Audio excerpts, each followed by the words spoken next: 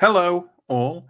Welcome to Telling Tales and welcome to Symbaroum, what the internet is now calling Telling Tales' eldest child. It's been a while, hasn't it? It's been the festive period, and we hope that has found you well and you are refreshed and ready for further horrors in 2021 and also on this stream. As per usual, I'm going to just splurge advertising out there before we bring anyone else on. We have social media links and Patreon links and YouTube links. Most of that is on the internet as Telling Tales RP, but some of it isn't, just to keep you on your toes. Better check below just to make sure before you decide to follow it all. We also have another series, Vampire the Masquerade 5th edition, which goes on Tuesday evenings, 8 o'clock GMT. So you've just missed it this week, but there's time to join next week. I guess it's also advertising that we have a ridiculous cat in a ridiculous sleeping position. And who doesn't like that? So let's bring on John briefly. John is our stream manager. John will be helping me throughout the evening, bringing on images and managing chat and managing players and all that kind of stuff. How are you tonight, John? I'm awake. That's a big improvement on John's state roughly an hour ago. So we should all be grateful for that, I think. May it continue. Absolutely, for at least the next 2 hours. So thank you, John. John will scurry back off into the underworld from whence he came. And let's look at bringing on the players, shall we? First off, we are sadly down one player tonight. Elle won't be joining us tonight, but will hopefully be back with us soon. But don't worry about it. We're entering a new kind of story-ish thing here, a new landscape. So nothing has been placed on FNA's mighty shoulders for this story just yet. So we can plow forward regardless and with violent intent. Let's bring on Sam first. Let's bring on Sam. He plays Ascarai, Changeling Ranger, which we usually come up with some kind of wordplay for, but new year, new rules. He's just a Changeling Ranger, and that joke will never happen again, I'm sure. I'm sure. How are you, Sam? Pretty good. Very excited to be back. Symbarouming it up. Looking forward to killing some horrible creatures or getting killed by them. Symbarouming, it's the hot new verb that all the kids are talking about. Yeah. So last time you were on your way to a mysterious tomb in Davakar for sort of a couple of reasons, but primarily that you've been hired by the Audio Magica to go see why their expedition had stopped communicating with them. And on the way, while traveling upriver, you had a bit of an encounter with the Queen's Rangers. Yeah, I think we got stopped at the end of the previous session and didn't know who had stopped us. Thought perhaps we were all about to be killed. But luckily, they turned out to be pretty friendly. Just wanted to check our licenses and that we weren't doing bad things, behaving. And so they kind of, they were happy with who we are. We talked a bit. They mentioned that they'd seen the expedition that we're following after, and that they had come the same way as us. And they also mentioned about a kind of Odav rebellion led by a witch, something to keep an eye on. Mm-hmm. And then they kind of headed off and let us go on our way, more or less. Just about as unpleasant an encounter as you could potentially have in Davakar. So that went all right. Yeah, we only thought we were going to die. Absolutely, I'm sure all the other encounters you had last session went just as well.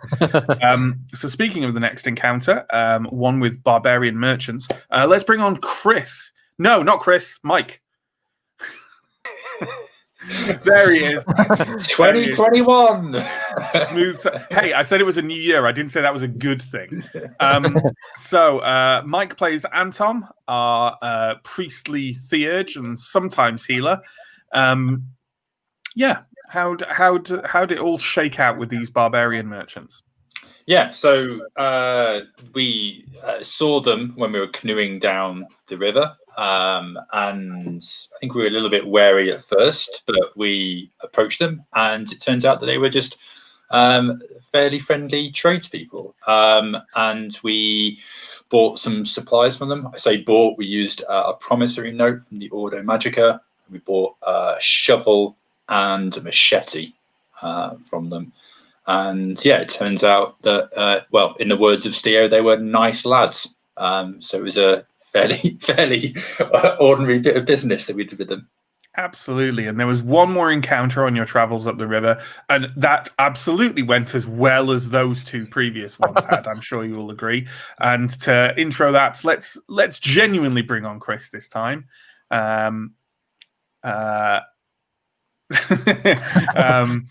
He's still dealing with the shell shock of having been brought into reality and then banished out again and brought back in again. Chris plays Theo, our kind of resolute and somewhat grumbly mercenary type guard person. Yeah. So how'd it go? How'd the encounter with these fortune hunters go, Chris? Well, we were just minding our own business, being terrified of everything, when out of the forest came this group of bedraggled-looking adventurers in bad way, seeking assistance and rest. So we set them up. We gave them some. We broke bread with them. We confiscated their weapons and placed them at least one movement turns away from the fire. And lo and behold, a little later, they woke up to betray us because they were being pursued by a terrifying ghost of an ancient king long forgotten, and who came towards us and possessed Ephanea and just seemed to be a party-ending apparition of death.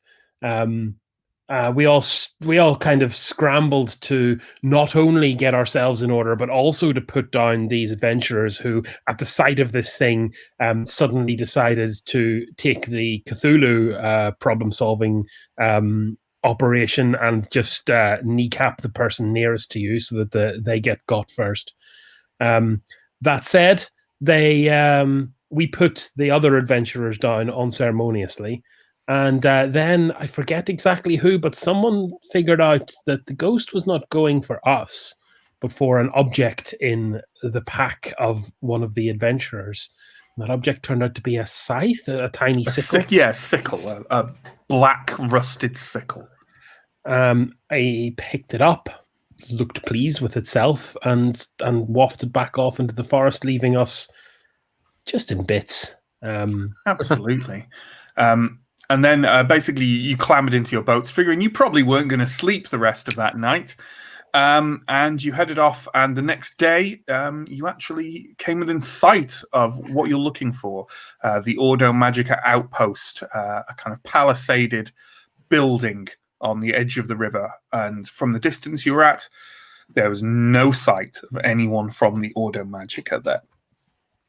Excuse me. And also, pardon to our listeners who may be hearing the loud whining drone of my neighbours vacuum in the background, which they delight in tormenting us with day and night. So there we go. That was a very good retelling of the last session, I think. And of a special note is that it definitely didn't mention that I once more completely forgot Urfon's, your goblin companion's existence. But I'm sure him and his very large sword would not have helped in the terrible, risky fight that you had to undertake. So it's all good. It's all fine.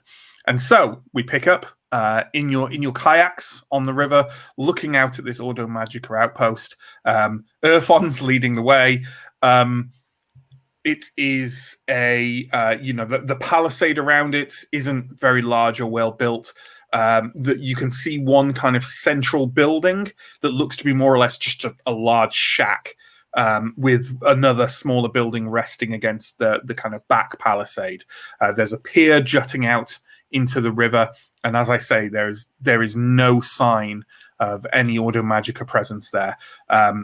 It's starting to kind of, you're in the very late afternoon, the sky is starting to darken, and as you kind of paddle yourselves closer to this pier, rain just starts just erupts from the sky, and you're all kind of drenched through in your kayaks.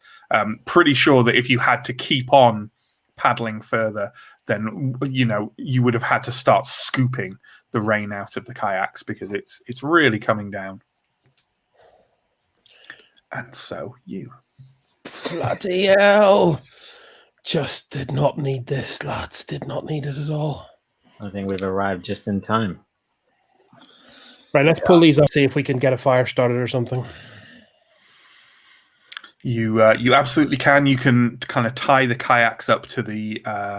You can kind of tie them so that they're partly floating, maybe under this jetty, so that the rain doesn't completely fill them up, and you quite easily clamber out onto said pier if you want, assuming you want to use that and not come ashore at some distance away or something. I think I was thinking this over in my head. I was hoping to come ashore upstream, but given it started bucketing down and Steo's on a thin thread, I'll just take whatever conveniences are available. Is there a clear entrance to the palisade? Is there Yeah, a gate? you know what?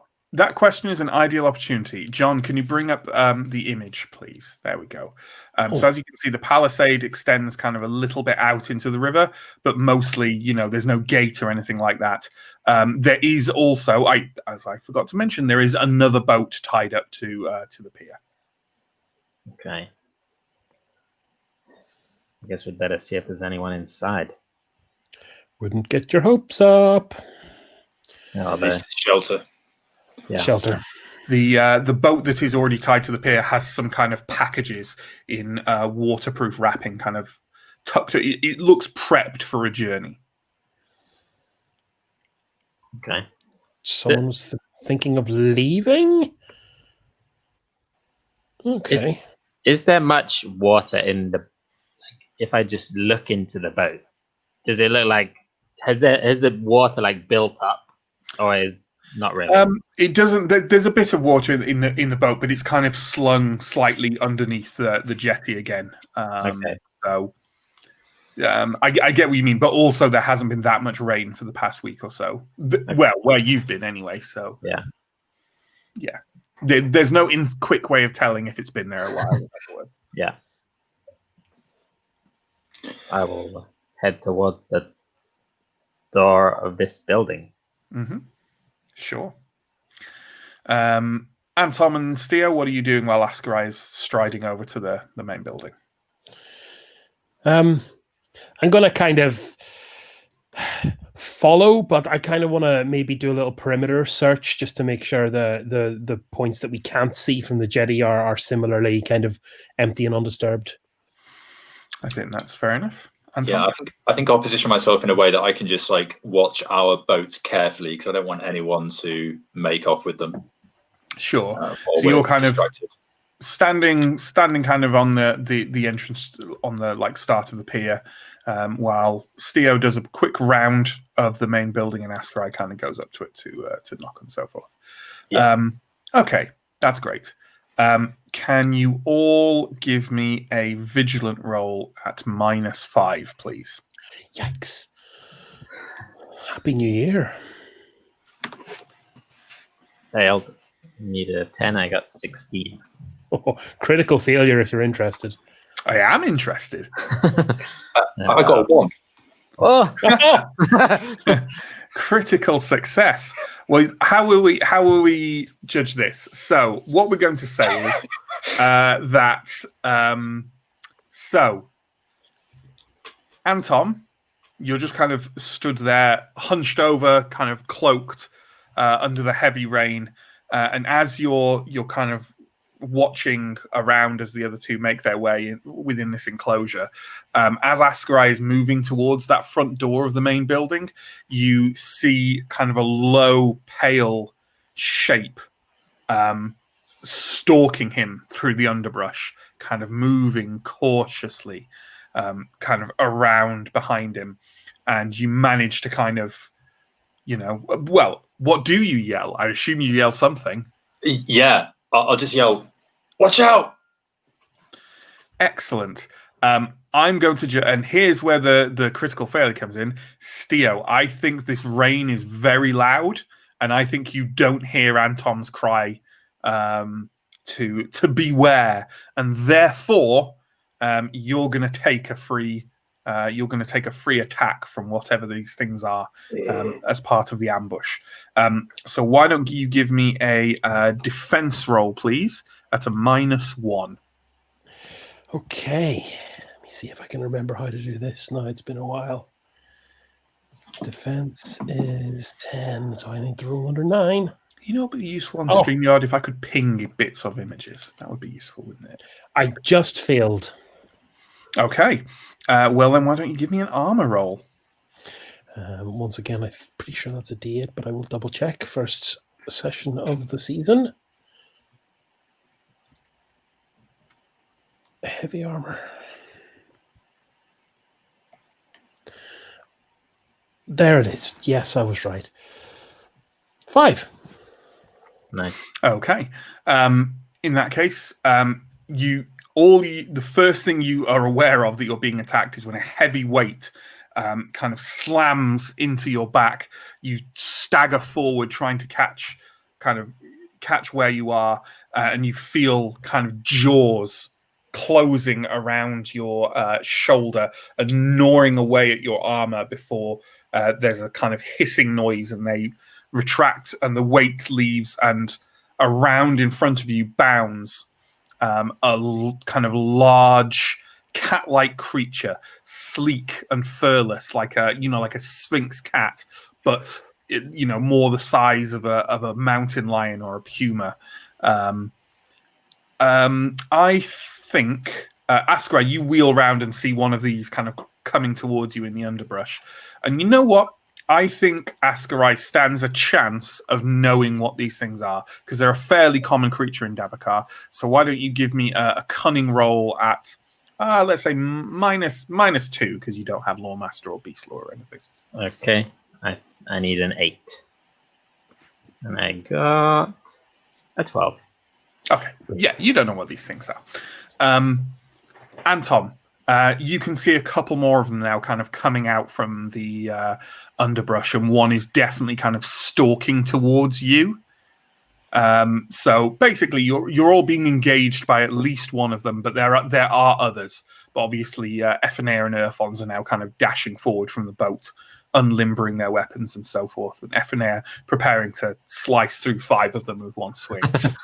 But let's get our initiative order up, shall we? So, yeah. Before we go into that, would I have time to cast a spell of protection on myself or something like that? You know what? I think you would get. Let's give you that free action because you got the critical, right? So yeah, let's do that. So, are you going to cast your protection spell? Yeah, Blessed Shield, but I need to roll against Resolute, so I need less than 30. Balls. I can't believe you have yet to successfully cast this spell. I think that's right. Yeah. Yeah. I think you did successfully cast it once, and before the end of that round, the combat had ended. I blame Effie for that. So you took the corruption for it and nothing else. Good stuff. So let's get into this. And you know what? I think you're already engaged, right, Steo? So you don't get the free attack. That's what we established last time, right? Something needs to be engaging you, and you get a free attack on it. Yeah. Okay.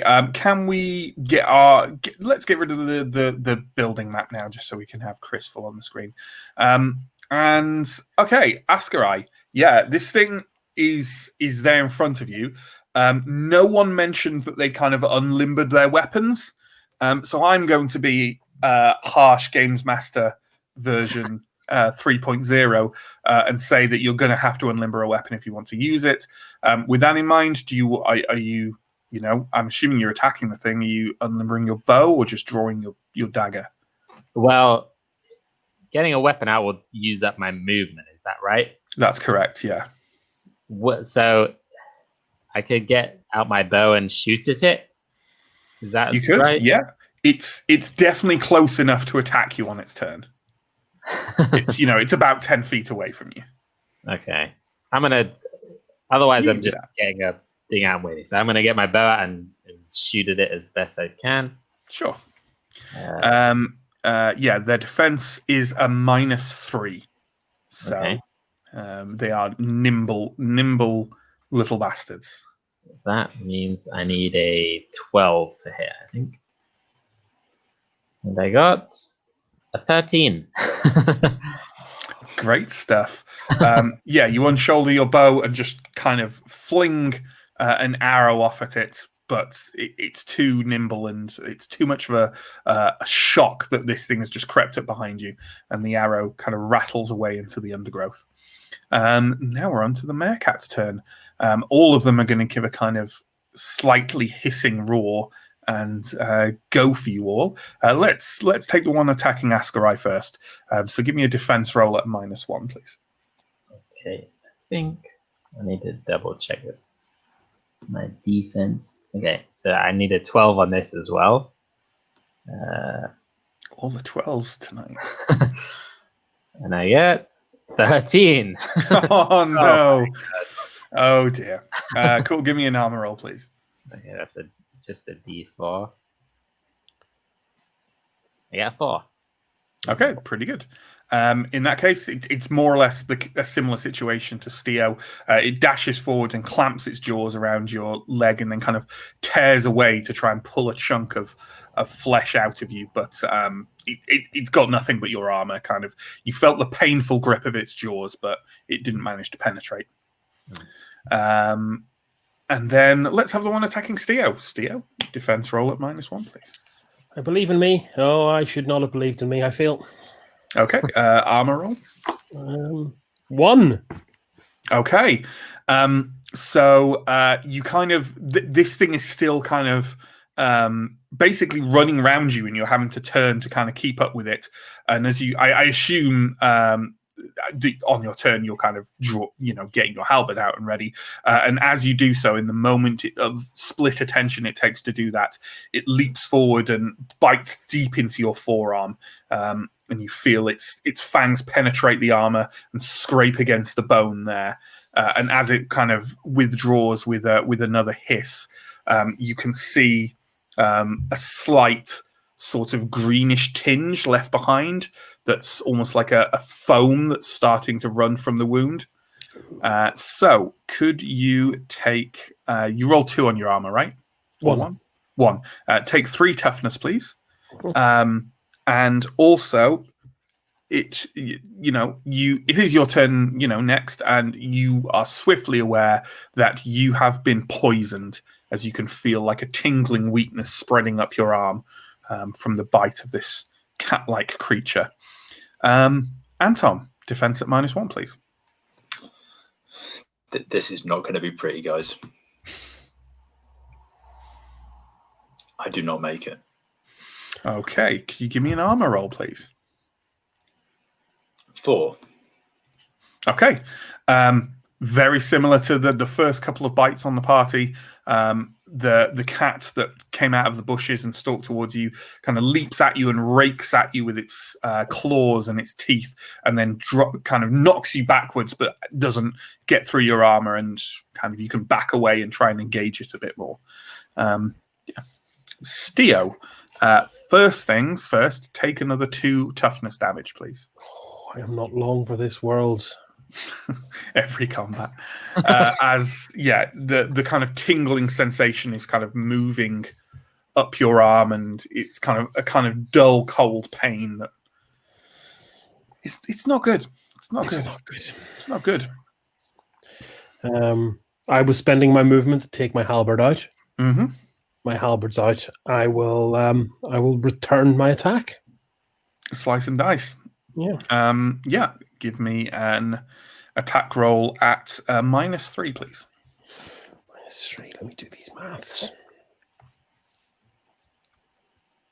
Did it! Hooray! 12 got me it. Cool. Give me a damage roll. How many dice? Prepare to die. 3. Just 3 damage. Yeah. Okay. You you think if your arm wasn't so numb, you would have got a great deal more behind that swing. But as it is, you just slice across its flank, and it hisses and tries to dodge away from the blow. But you definitely, it's a decent enough cut, and it looks a bit more wary now as it backpedals slightly and looks for a gap in your defenses. Anton. Yeah, I've got one in front of me. Mm-hmm. Could I attack it? Yeah. I'd like to do that. Yeah, get your flail out and your appropriately named weapon. Yeah. Hey, I've succeeded. Nice. Yay! There we go. Well, was it at -3? Oh no, it wasn't.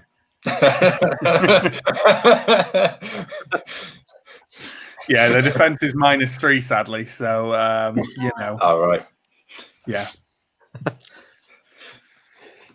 Happy New Year, everyone. Happy New Year. Are you sure that one that I attacked was at a -3, or was that just? Yeah. No, it isn't right. Like it wasn't like Cletus, the like runt of the litter. I'm afraid so. Still a -3. Yeah. Right. Do you make it with -3? I don't make it with -3. You don't. No. Okay. That's fair enough. Anton, you draw your flail and swing out with it, but the creature kind of ducks under the flail strike, and fucked it. So roll around to the beginning of the next turn. Askarai. I'm gonna ditch my bow since it's now trying to bite me, and pull out my dagger and try and stab it slightly more effectively. Get a bit stabby. Yeah. Cool. Okay. That is an attack roll at -3, then, please. Okay. Again, I think I need the same because I'm gonna use feint, so I still need 12, and I got 16. Oh no. Who would have thought that without your main fighter, the party is screwed in a fight? I didn't really describe what Ephinair and Urfon's got up to, so I'll do that after Askarai's done. But it sounds like Askarai's done. As you kind of try, you discover that it's a lot more difficult to close and get behind the defenses of a wild creature than it is someone facing you with a weapon. Before Askarai did that, however, you do see that sort of Ephinair and Urfon's charge forward, and some cats kind of bound out of the underbrush and engage them as well. Ephinair sort of, as she charges forward, just meets a leaping cat with a huge swing of black gift and just severs it in two as it kind of flies out of the bushes towards her, and then turns to face another one. Urfon's kind of also faced with two of them because they were kind of creeping around the back of Anton as a group, trying to sort of flank the entire party. But Ephinair and Urfons have managed to intercept them. And anyone who has any even a moment to glance in that direction, which is probably, I think Steo's a bit too far away to do it, but Askarai and Anton, you see Urfons fighting for the first time. Or see is a strong word because he's basically a blur of agile limbs and the glittering silver of his longsword. And obviously, the kind of his longsword, it's bigger than him, being a relatively small goblin, but he's kind of the center of this flickering circle of steel as one of the cats kind of rolls over gutted, and the other one is kind of desperately trying to get out of the way of Urfon's blade. Nice. So more or less the same as Anton, really. So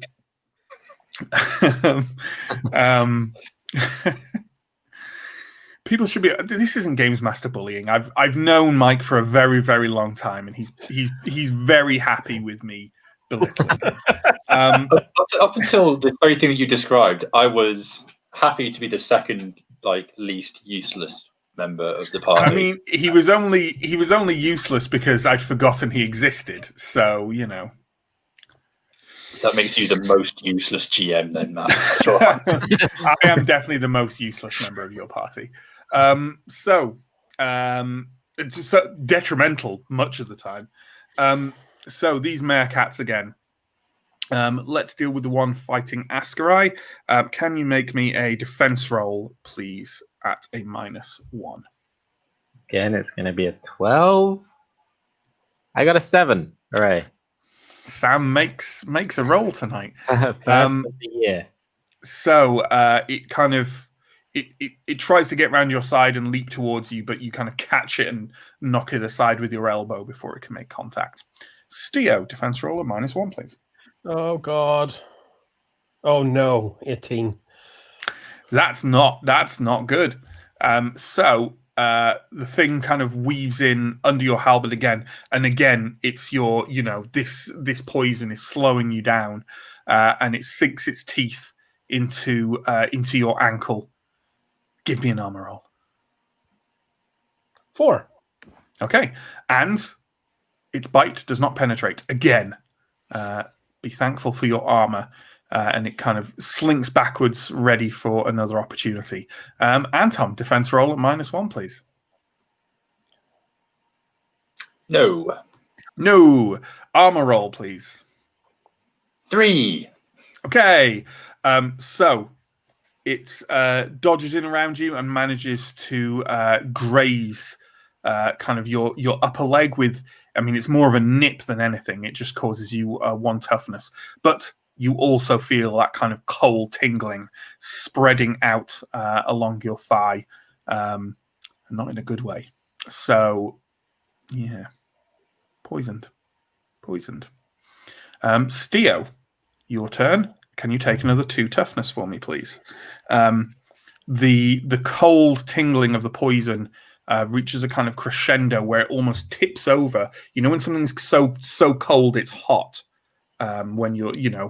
When parts of you are starting to freeze, it does that, and you almost feel for a moment like your arm is on fire, and then that fiery sensation starts to kind of start fading a little bit.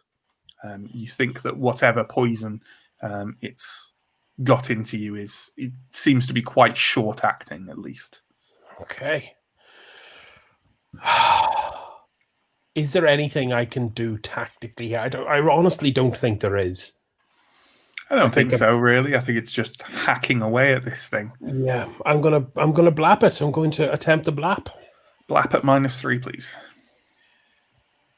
13. Probably not. Let me double check. I very much doubt it, because your stats only go to 15. Yeah, I fail. Okay. Again, this poison has really put you off your stride. You swipe your halberd and go clear over the thing. Wouldn't it be embarrassing, guys, if I have to kill everything with the 2 NPCs? But hey, maybe that'll happen.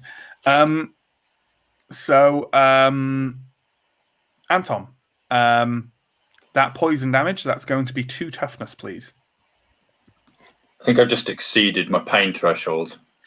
Pain threshold is only in 1 hit. Oh, okay. And it has to be a hit, not an amount of poison, or not a kind of not a dot. So, yeah, I assume you're going to try and get this thing again. Yeah, I think so. I mean, I think it's maybe like the tactical thing to do would be to maybe cast my armor spell, but then I think that's just prolonging the inevitable. So I'll go for an attack. I mean, its attacks don't seem to do much damage. What does your armor spell actually do? An extra 1d4. It's pretty good. It depends. Okay, yeah, I'll try that. Sure. I think that's fair enough. And I don't make it.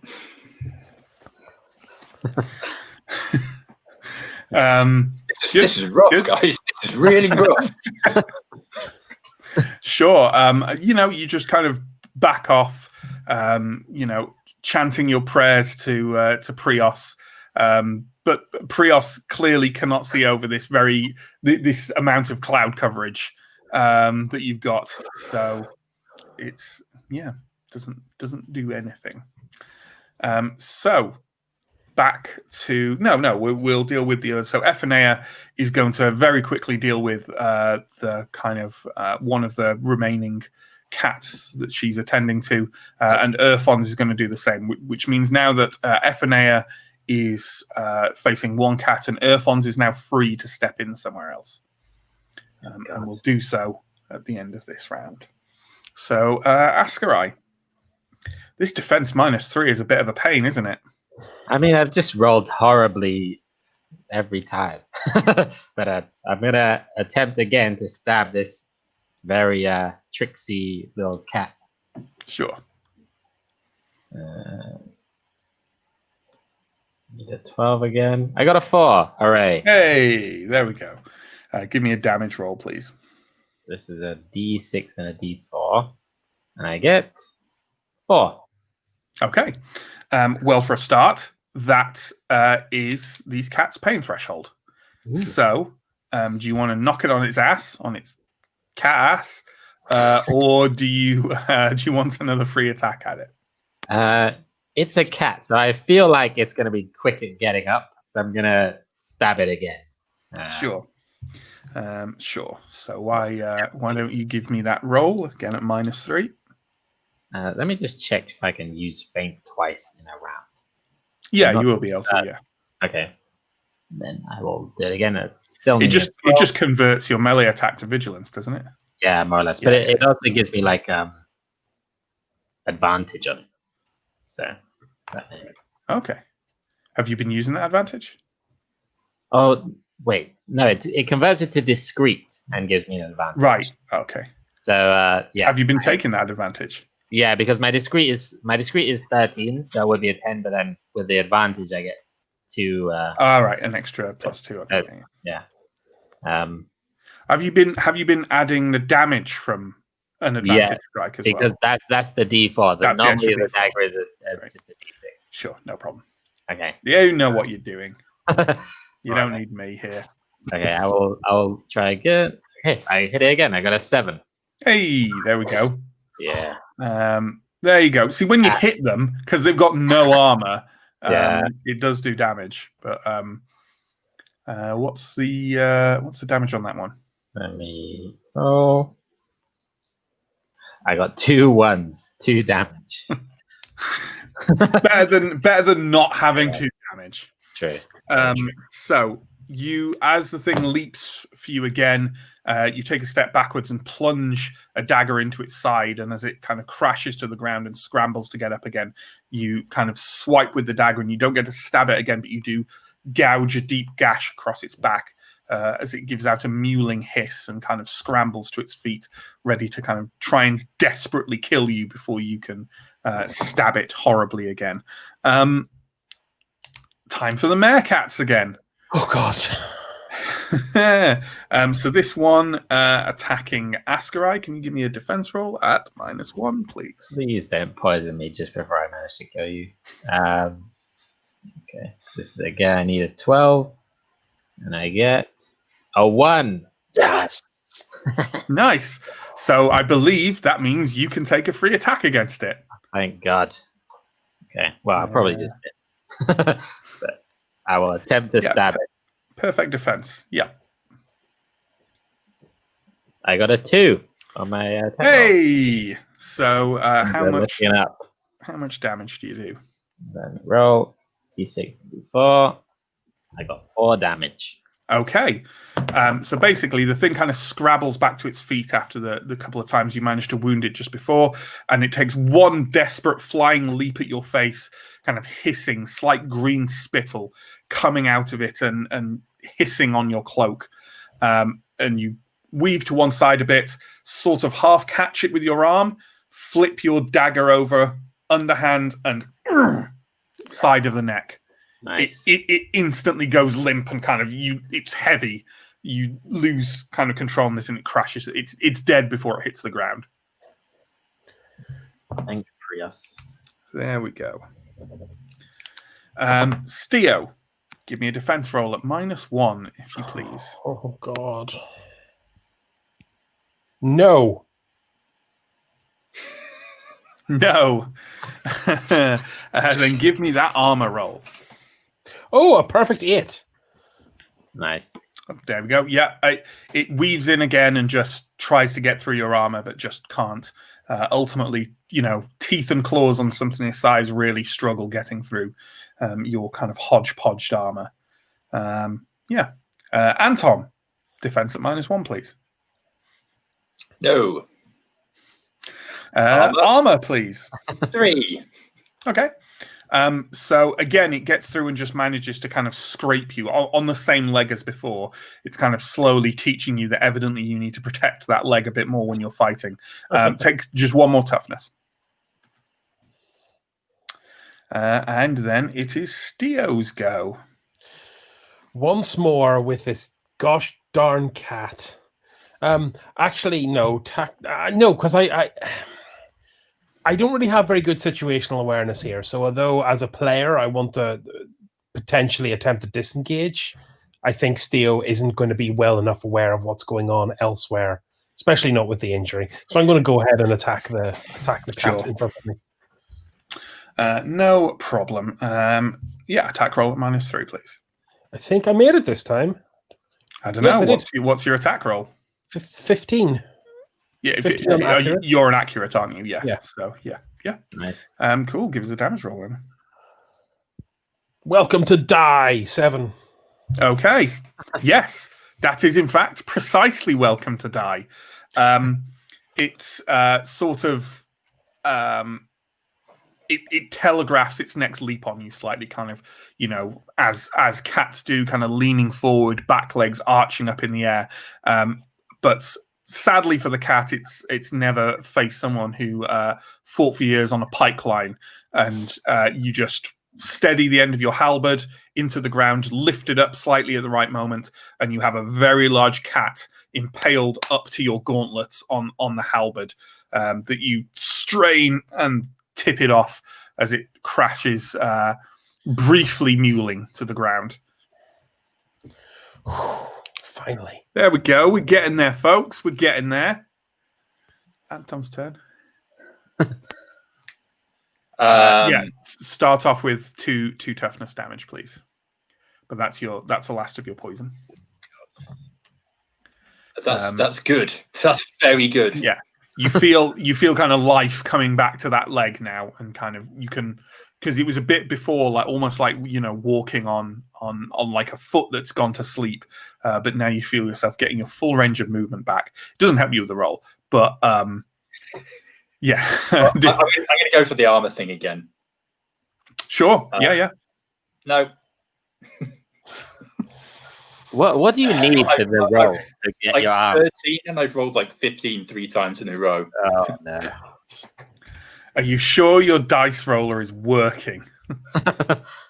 Only when it comes to like vigilant observation of cats, which was valuable. Your the extra movement you get on your leg doesn't help you as you wildly swing at this thing again. To your credit, it's pretty quick and difficult to hit. And it's not like you're a soldier or a ranger. The priest of Prios can't be expected to do these things. Wait, wasn't he trying to use a priestly ability? Oh yeah, you were trying to. Yeah, you fucked up that as well. Yeah. Oh, the priest of Prios is meant to do those things, but no. So yeah, I feel bad. We should probably stop taunting Mike now, because there's only so much a man can take. Honestly, it's fine. Anton deserves it. Oh God. So back round to the end here. So Ephenea dispatches the final cat in front of her. I mean, it would be nice to pretend that Ephenea, if she were here, wouldn't just be killing them one a turn. But let's be realistic about this. And Urfons, on the other hand, scrambles over kind of from where he was, just kind of one side of the entrance to the pier, and kind of dodges round behind the meerkat that's engaging Anton and slashes out at it with his longsword. He doesn't kill it, but he definitely does basically he's hamstrung one of its legs, and it's now kind of there wheeling backwards and forward between Anton and Erfons, deciding which is the more likely quick way out of the situation. Yeah.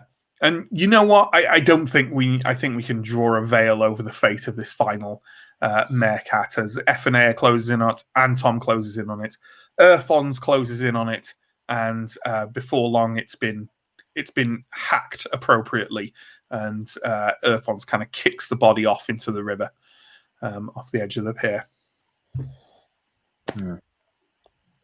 I will immediately see if I can see to Anton's pretty grievous wounds, I imagine.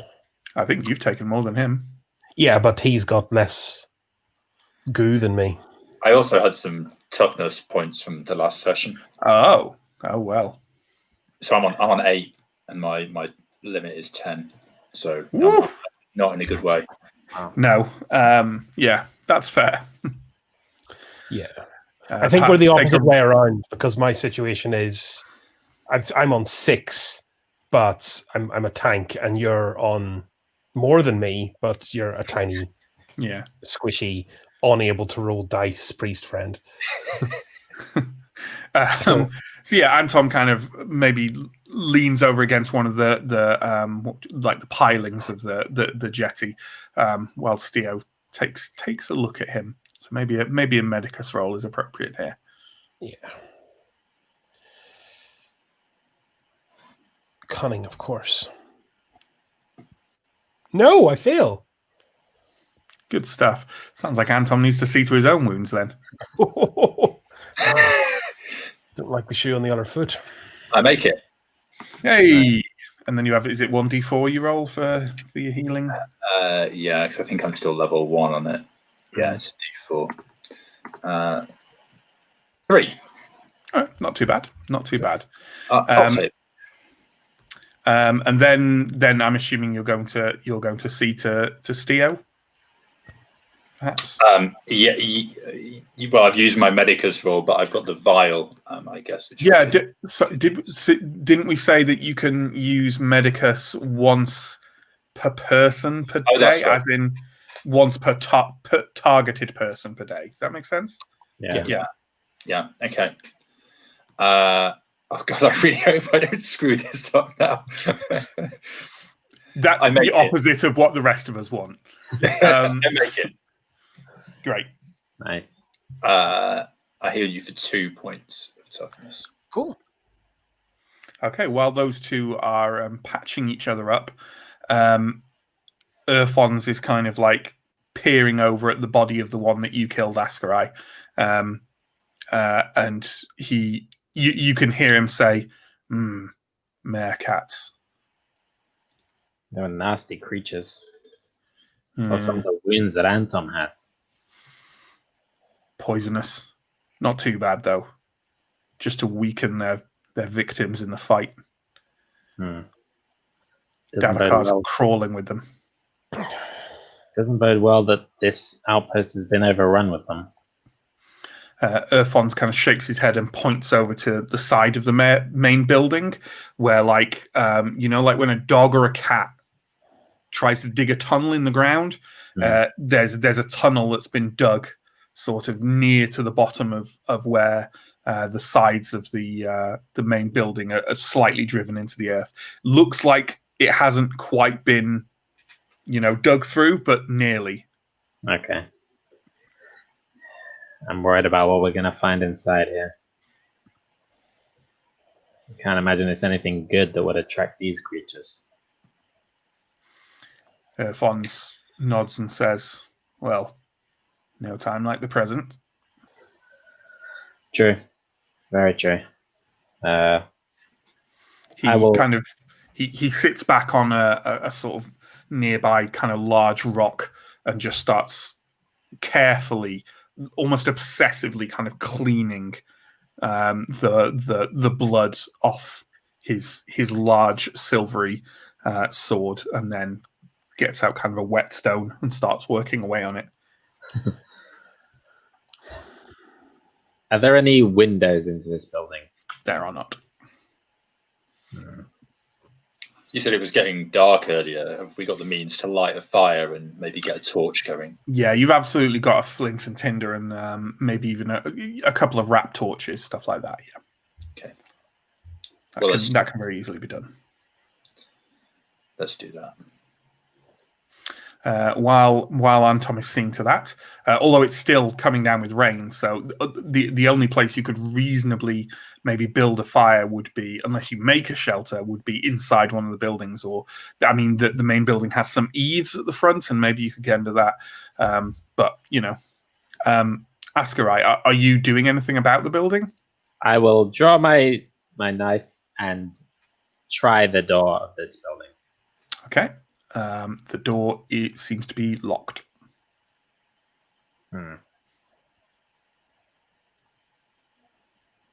Can you give me a vigilant roll, please, at, let's say, -3.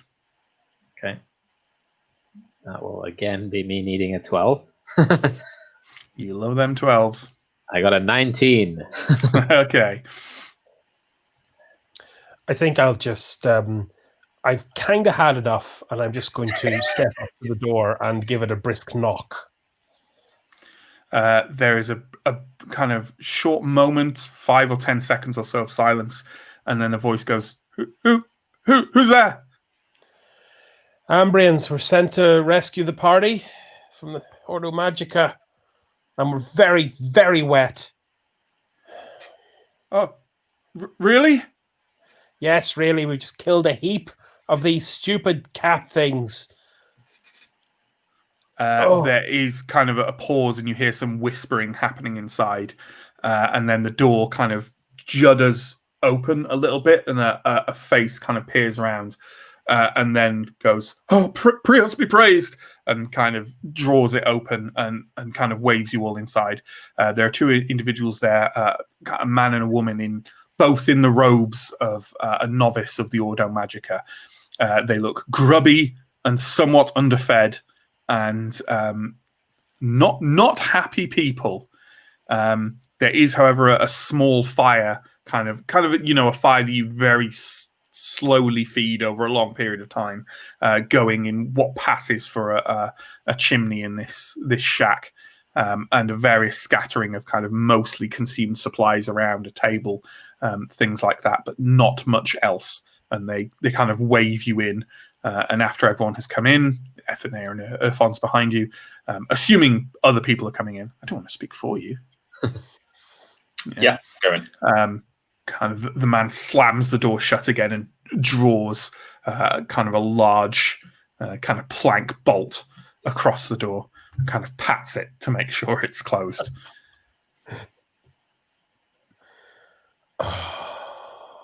Thank you. So this is the outpost. The woman says, "Well, it's part of the outpost. We're here to receive further visitors, send off expedition members. It's not the main headquarters is further into the forest. But we haven't heard from them for 2 weeks." God. Oh, I'll get some of my rations out and share them with the acolytes. They kind of give you thanks, and they don't look like horribly hungry, but they are definitely enjoying the relatively relatively unpalatable supplies you're giving them. The man says, "Oh, my thanks. We had more supplies, and we were preparing to leave via the river with them, but then the meerkats arrived." Irfans, those cat things, are they good eating? Fons shrugs and says, "You want to try them?" Just checking the experience. So you've not heard from the headquarters for 2 weeks. How far is it to walk? It's around 5 kilometers into the forest. but 2 hours perhaps with the right equipment, but maybe faster now. Something happened. Go on. The tomb that we came to investigate, the Magister Sania, she arranged. They were going to strike into it for the first time. We were told about this. We were told to prepare for them coming out. Perhaps even we would have to leave quickly. These preparations would have to be made, but we never heard from them. And a day later, there was awful noises from the forest. I couldn't even describe them to you. They were, and parts of the trees and something was killing the forest. Killing the trees? Grey, dead. Are you going to the headquarters? You'll see if you're on the way there. It's left a trail. Do I recall, as an out of character question, do I recall if the last time we saw the Copper Crown metamorphosize that elf by the river, did it suck the life out of the ground? No. I have a vague memory of that, but clearly that was not the case. No, Okay. I didn't. Okay. Maybe now is a good time for one of us to get the map out that shows where we're going, and we could see if that sort of tally. You show them it and see if it tallies. Sure. You kind of put it out. They had, over the next couple of minutes of conversation, by the way, they introduce themselves as Marla and Plendel. And Plendel, kind of recounting their recent history, seems to have taken a little bit out of him. And he's sort of sat to one side, kind of rocking backwards and forwards slightly, with his eyes closed, just kind of trying to kind of regain his poise. But Marla leans forward and kind of looks over your map and says, yes, this is... she fumbles in her pocket and gets out a kind of notebook and flips through it a bit, tears a strip of kind of a double page out of it and says, here, you can use this. This will help you more. John, can we have the kind of notebook map? I think you'll know what I mean. It's like the map of the area. That's the one. Thank you. Yeah, that's what she hands to you. She points to where it says the outpost and says, "You're here now. This is where we are." And then the headquarters. She traces away along. It looks like it would take longer, but there's a path that's been carved, and also the dead wood. And then the tomb. She points over where the tomb is on the map, further over there. And the tomb is where they were planning to enter. That's right. Yes. So if the deadwood came all the way from the tomb to the headquarters, a distance of some 5 kilometers, do you think all of the forest in that kind of circle is gone, or cursed, or wasted? She shakes her head and says, "No, just where whatever it was went. I think you'll see when you get out there. It's left tracks, trails, just pathways of death." So, I mean, normally, look, we think we know a little of what this thing is capable of, as we have dealt with some of the artifacts involved with this king and this tomb and this site in the past. But this does not match that pattern perfectly. She shrugs and says, I wish I could help you more. We're just here to be quartermasters." Have you managed to reach the headquarters since you stopped hearing from them? We were under orders to maintain the outpost, and at first we didn't try because we were under orders, and then we were afraid. And this sinkhole, what is that? Just they told me of it, a great pit in the earth. It looks relatively new, perhaps. I heard tell that it was being investigated, but I don't know anything further that happened beyond that. I bet that's where that bloody crown came from.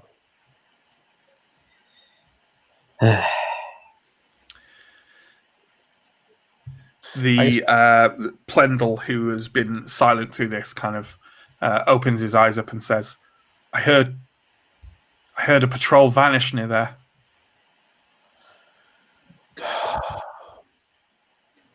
God damn it. I assume you don't have the arts to get a message back to the Ordo. Marla shakes her head. No, the circle, the circle used for higher magics. It's at the headquarters. Okay. Would you? Okay. Well, okay. I don't think we're going anywhere tonight, everyone. I think this is it. Let's get some dinner. Let's build the fire up. Let's sit down and have a think. I think tomorrow in daylight we'll do some scouting, but we need to do this carefully. I was hoping there would be an easy way out of this, but it looks like we got to go poke at the forest of problems. Yes, all the news seems bad. Let's stay here. Let's dry off. Let's rest up, and let's secure this outpost for more cursed meerkats. Plendel kind of reaches out and tugs slightly on your sleeve. Anton says, "Father, can you say a prayer with me?" Of course. I'll kind of sigh at this stage, and I'll kind of not drag Ephanea, but get Ephanea and myself to go outside and fill up the hole that was pointed out earlier on. Sure, yeah. And also do a more secure check. Sure, yeah. Earthons comes out with you as well. The three of you fill in that hole fairly easily. It's not, it's not terribly deep. It doesn't have to be to go under this building's kind of very rough and recent foundations. But you fill it in and pack it up, and Earthons and Ephanea even haul over the rock that Earthons was resting on earlier and kind of put it on top just in case. And then the three of you kind of do a little patrol around, and you see there's kind of no gaps in the higher palisade fencing, and there's no obvious other kind of ingress to this encampment. Inside, Anton kneels praying with Plendel. You can see out of the corner of your eye, Anton, that his kind of hands are clasped together as they normally would be, but you can just see he's shaking as he does so. This is a man definitely on the frayed edge of his nerves. Askarai, what are you doing while this is going on? I think I would go and get supplies from the canoes and just bring everything inside. Sure. And also maybe the ones that they had left in their boat. Absolutely. That sounds good. You think from just a quick look at their supplies, it looks like they've got about maybe for one person 5 weeks worth of supplies. They're pretty decent. Okay. And you can haul all those back in, secure the boats up a bit tighter, and kind of bring everything in. They look very grateful that you've brought in their supplies for them, and kind of start nibbling on those as well. Does anyone want to do anything else for the evening? Are you going to have like a discussion around it amongst yourselves, or are you kind of sleeping and waiting till morning? I think I do. Once we've eaten and hopefully a little bit of food will get the Ordo Magica people a little bit less on edge. I'm just going to try and kind of raise some points. It's like, so, like, we're going to do some scouting tomorrow. Absolute best case scenario, if we can secure the headquarters building, the number one priority is getting a message back to the Ordo Magica to let them know the state we're in and what's transpired here. They may have access to more information about whatever has risen from that tomb than we do. Are you capable of helping? Can we get you to that circle? Marla and Plendel kind of glance at each other. Marla says, we'll happily go to the headquarters with you if it feels safer to be with you anywhere than by ourselves alone. But we have been at our studies a small number of years. Neither of us are capable of the magics necessary to operate that circle. Okay. Let's. So then, our next priority is getting as many people who yet live away from here safely, and finding out what it's going to take to destroy or render inert that bloody crown. Have you heard any of these strange noises recently in the forest? Was it only the night or the day that they attempted to enter the tomb? It was only the day after the attempt was made. As far as we know, that we were just told when they were to try, and then we heard nothing. And a day later, those noises. And since then, nothing other than these meerkats. No, nothing. And these noises, did you hear them in the day or in the night? It was early morning, dawn.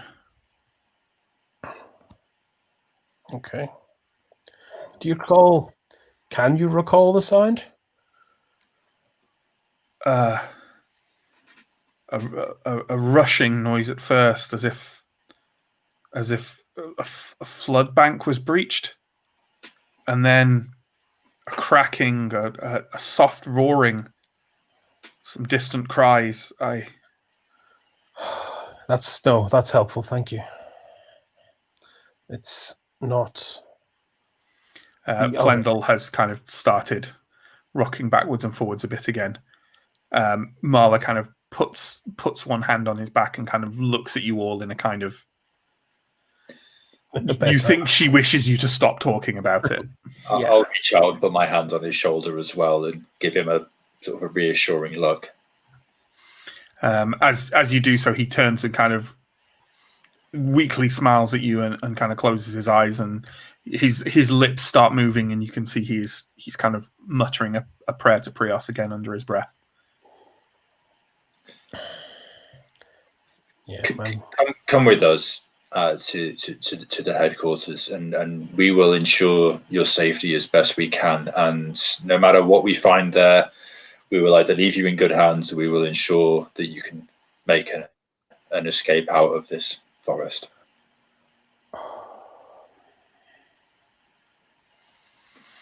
Erfon shares a brief glance with Steo. Yeah. And then kind of shrugs, the die has been rolled, and goes back. He's still kind of inspecting the edges of his blade and running a soft cloth over them. Yeah, You've seen this behavior from basically every time he's unsheathed his sword. He takes a huge amount of care with it before he kind of sheathes it again. I suppose I'll bed down for the night. Yeah, we need our rest before tomorrow. We'll go in the late morning. I don't want to risk whatever might be tied to the dawn in this thing.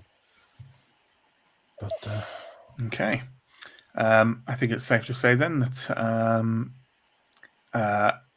we could talk about watches and stuff like that, but regardless of what you do, let's move forward. The night passes without incident, without any unusual sort of happenings, and you wake in the morning.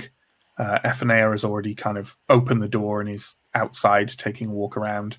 And Erfons is kind of leaning on the doorway, having made a very kind of small amount of, some kind of stewed leaf tea on the fire, and is sipping at it from a small kind of metal cup that seems to be that's been dangling off his pack all the way here.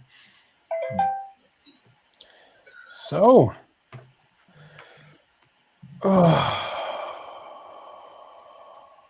Is it what it was winter now, wasn't it? It was cold. It is winter, yeah. Yeah. The day is quite bright though outside, and the rain has definitely stopped at some point overnight. Great. I'd like to. There was another outhouse on the map before. I'd like to go and have a more detailed poke around there. Sure. Yeah. So you is anyone accompanying him? I'll go with him.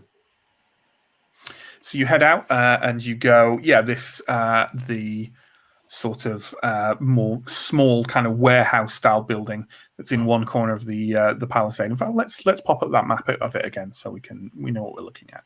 And it is number 4 on that map down there in the bottom right corner. Yeah, you poke around there. The door isn't locked, and you just kind of tip it open and take a look inside. Inside are really quite a lot of supplies and tools. There are about 3 sets of full sort of artisan's tools. Some weapons. There's 2 swords, an axe, a spear, 2 bows with a couple of sheaves of arrows, a crossbow with a couple of sheaves of bolts, 3 suits of leather armor, 1 suit of scale mail armor, yeah, and some kind of more general tools as well. And that's what you see on and like just an initial kind of like looking around it, you know. Oh, lads. It's just me and Ascarai, isn't it?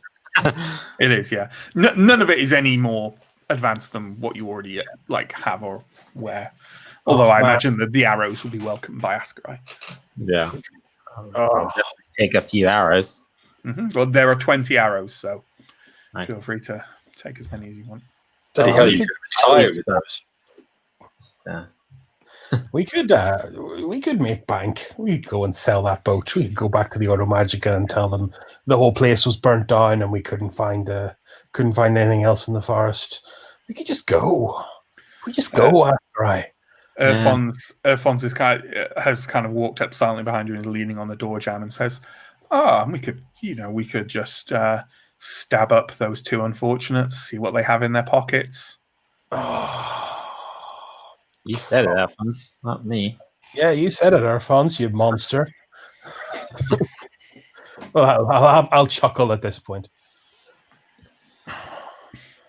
He shrugs and says, look, if you want to make pennies by carting basic weapons back to Thistlehold, be my guest. I'm more interested in what we might find in those ruins.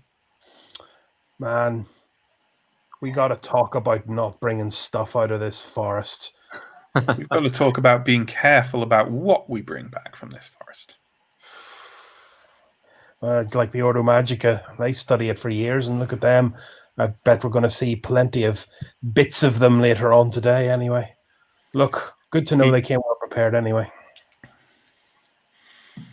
He starts kind of nosing around the weapons with a professional sense of disdain.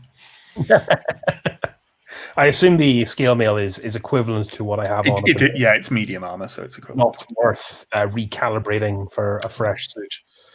I mean, someone else could take medium armor, but it depends if they feel that would help them, because obviously there's a balance to be had with, it's higher armor, but it reduces your defense. Did what were their names? Marla and Clendel have any weapons? They do not. They probably have knives. I'm gonna take 2 random swords. Sure. For them.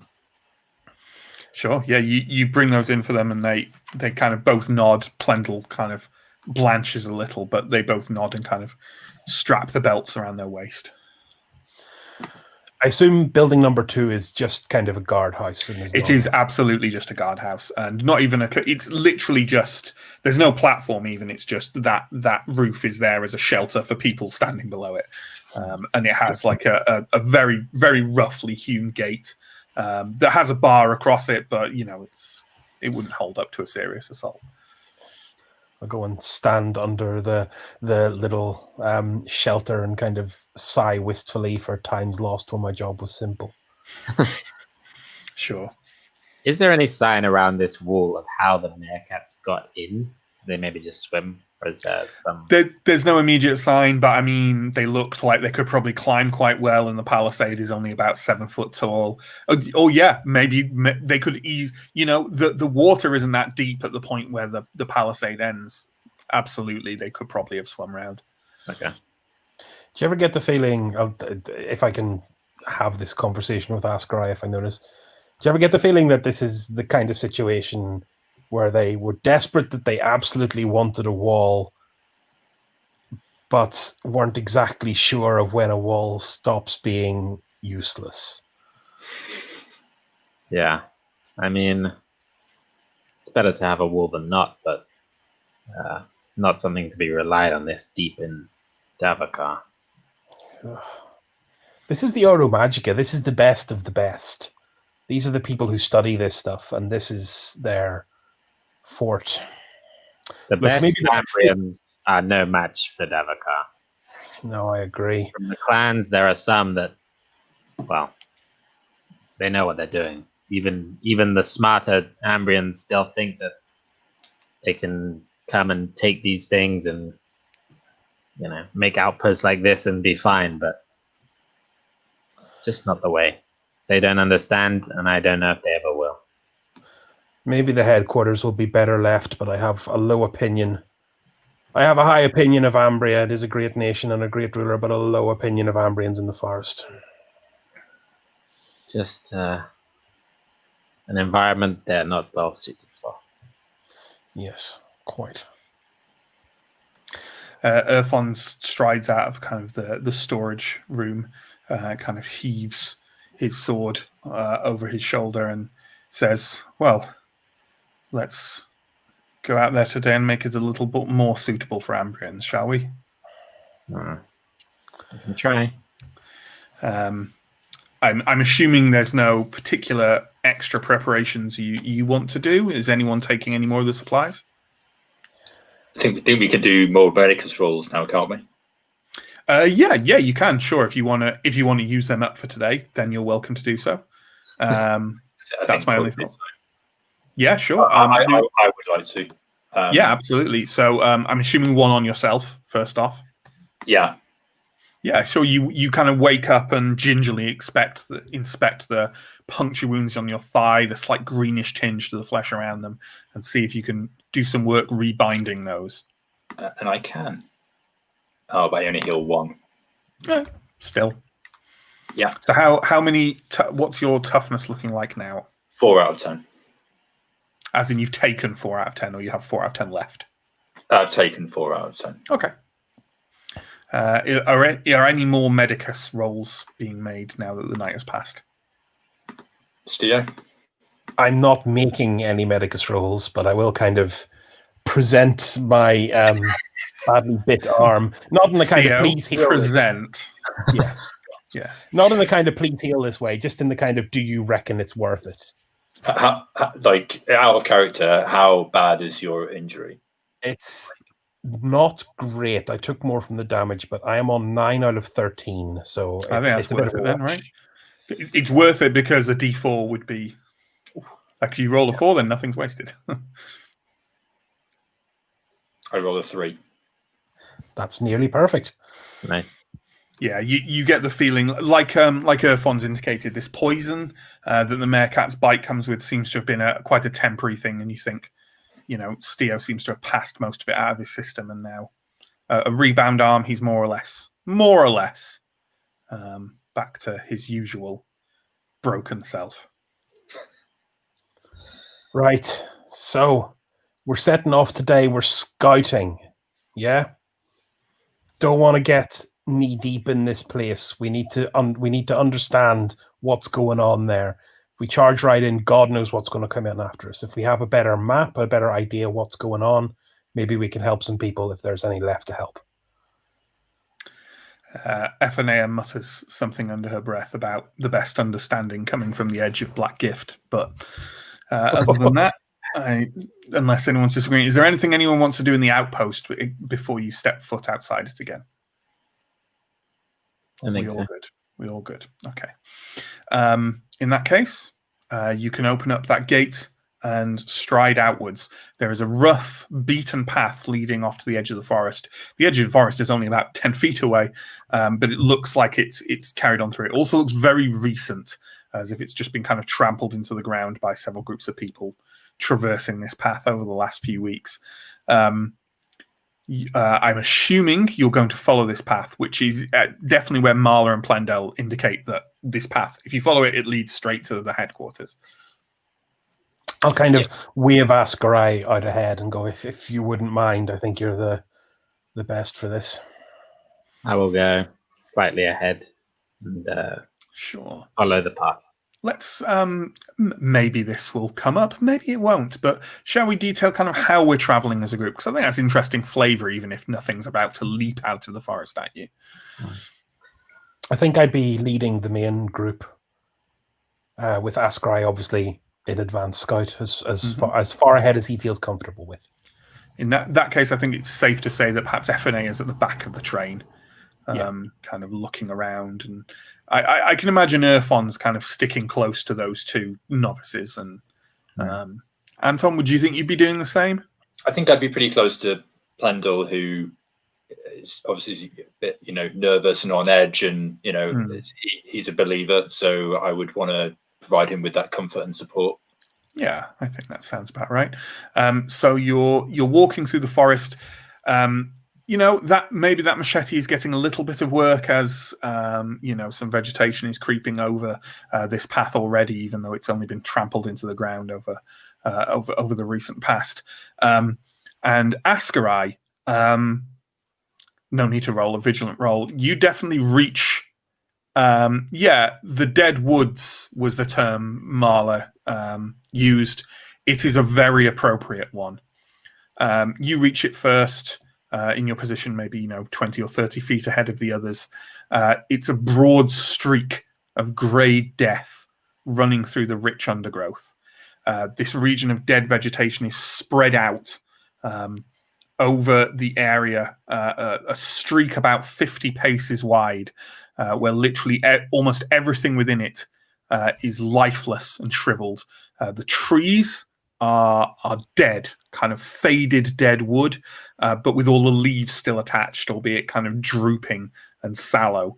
The moss on the ground has turned blackish grey, and several times you pass kind of small creatures lying dead on the ground, a squirrel, a web full of spiders hanging dead in their own webs.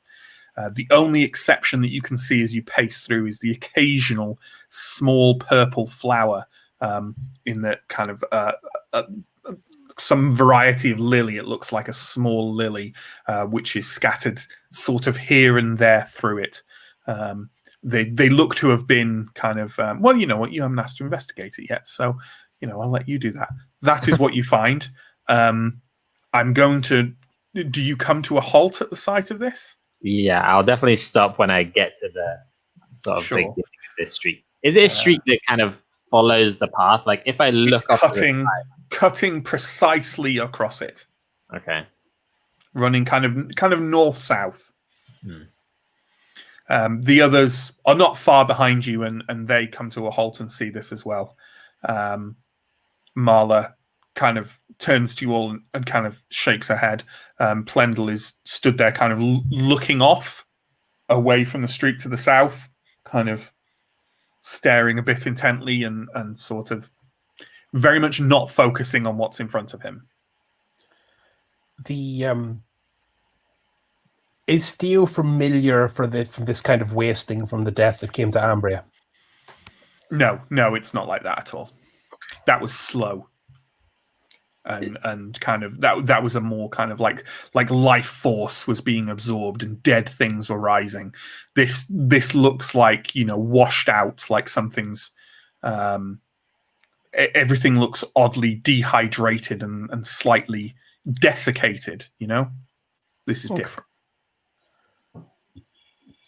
Is it possible to get like a higher vantage point, like even if it involves someone climbing a tree or something like that? Yeah, someone could try and climb a tree and have a look out. Absolutely. Do you think you might do that? No, I'm going to look at Irfon's. That's absolutely fair enough. Irfon's kind of, why are you looking at me? I assume you're going to explain the thing to him. I think I might just bit silently and just look upwards to see. He glances up and fine. Kind of unshoulders his blade and hands it to you. Oof. It's heavy. Far heavier than you thought it would be. He goes over to the tree, takes a running leap at it and scampers up it with very little problem. He comes to a rest near the top and kind of peers sort of out a couple of ways and says, "It goes north and south as far as I can see."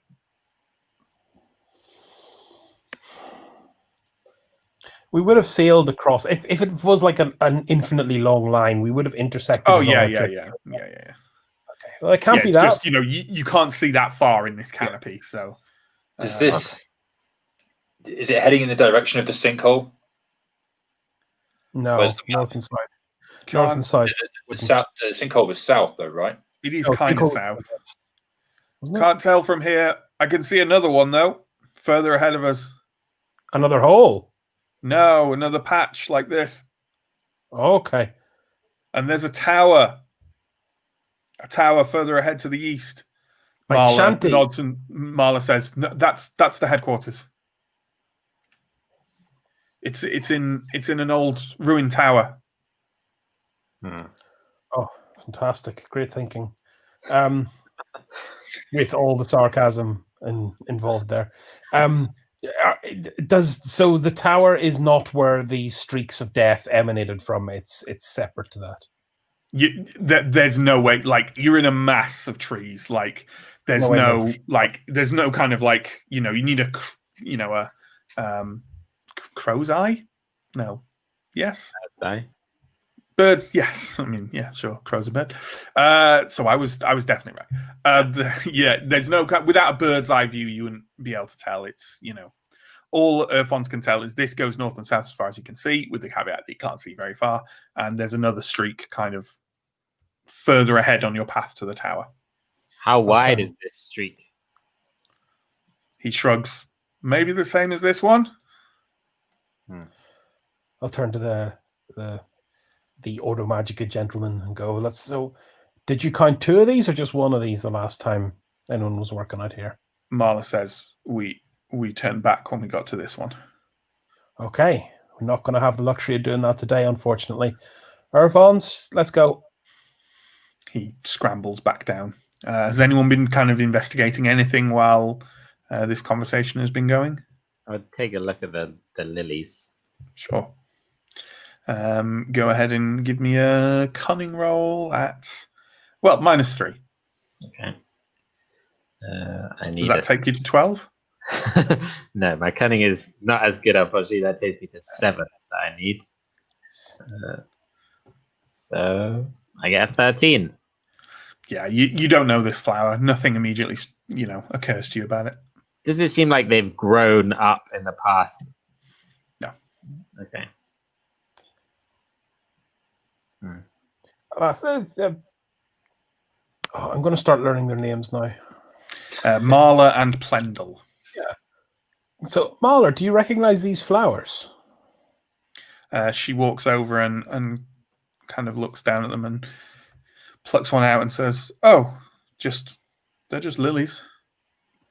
Growing in a place where everything else is dead?"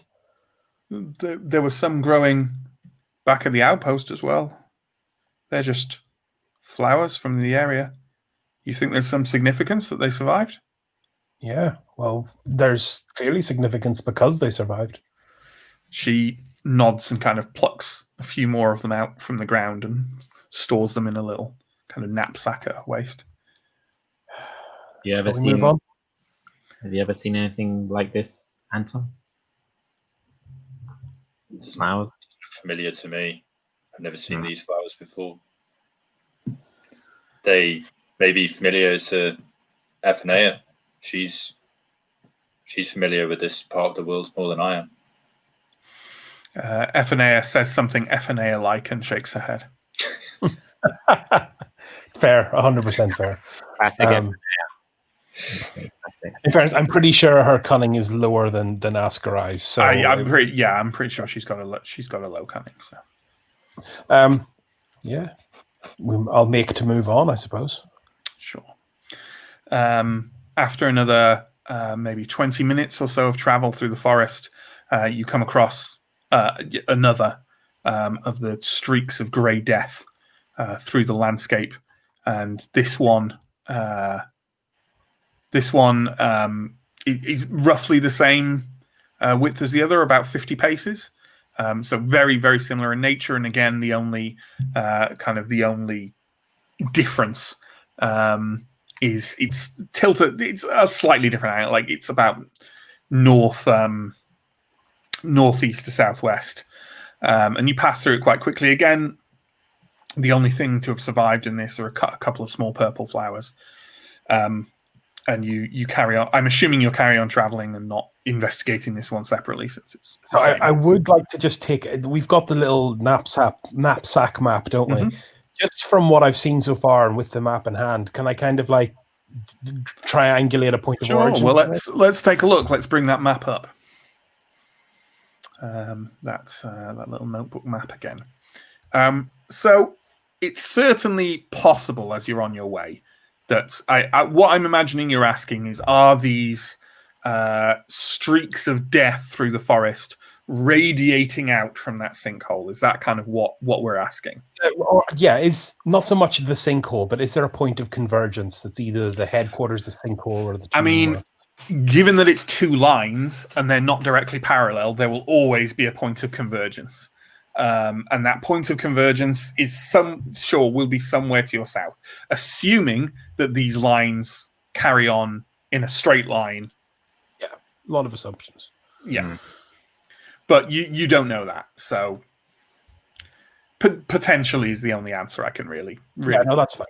So we know So what I do learn from that is that those lines crossed over, and the point at which they crossed over may be significant. Well, assuming that those lines continued straight on from where you were, but you were only stood in one place. So Alphonse was reasonably confident they were straight. As far as he could see, he said. And again, dense canopy of trees. Can I don't know what we would use, but I will ask one of the Ordo Magica people. Can you mark these lines on your map, just where they cross this road? Marla kind of nods and takes the map and starts drawing on it as you walk forwards. I'm assuming you're kind of carrying on at this point. Yeah. Okay.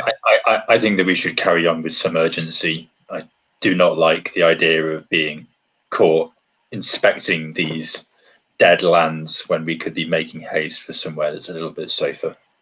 Okay. I don't think we're moving towards a position of safety. Remember, we're scouting today. Safety's behind us.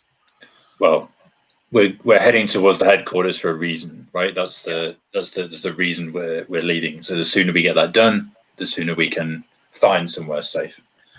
As you're making your way forwards now, although it's always dark under the boughs of Davokar, you can see through the light kind of filtering through the trees that the sun is coming up further. It's a kind of bright, relatively warm winter sun, and before long, there's almost kind of a low mist coming from the floor of the forest. And as you emerge into another streak of dead land, you can see that in the relative openness of this area where parts of the trees have fallen away, there's almost like a small amount of steam rising as the frost breaks on the ground, on the dead earth and on the dead vegetation.